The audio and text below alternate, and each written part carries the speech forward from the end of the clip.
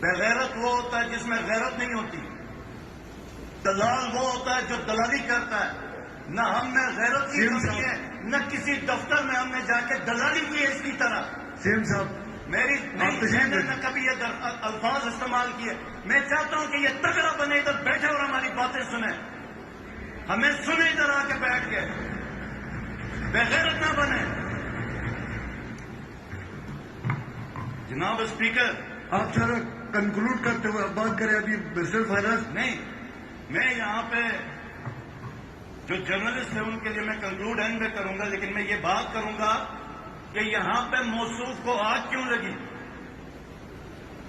دیکھیں، منافق جب میں کہتا ہوں یہ جو ہے امجد انقلابی جو ہے منافق ہے، یہ میں کیوں کہتا ہوں؟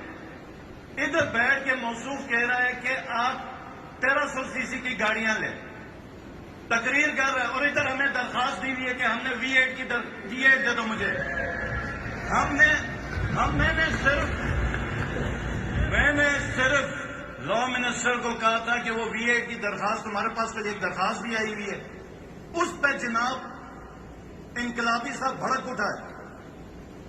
انقلابی صاحب صرف اس پہ بھڑک اٹھا ہے کہ ہم نے پوچھا کہ تم ہمیں کہتے ہو 1300 سی سی کی گاڑی لو اور خود ہمیں درخواستیں دے رہے ہو کہ تم ہمیں V8 گاڑی دے دو، اور ادھر آ کے ہم تمہارا لیکچر بھی سنیں. ہم بغیرت نہیں ہیں، بغیرت تم ہو.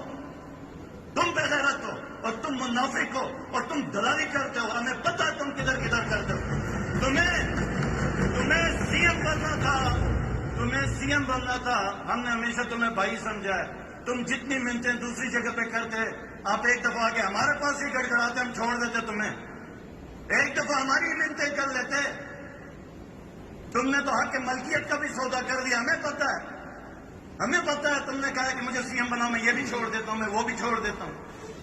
ہماری زبان، ہم نے کہا کہ کسی کے جسم کے اوپر کپڑے، ہم وہ کپڑے نوچنا نہیں چاہ رہے، لیکن ہم اس کے گھر کا بھی نہیں کھاتے کہ اس کی باتیں سنیں. یہ بدماش ہوگا تو کہیں اور کا ہوگا، ادھر جا کے بدماشی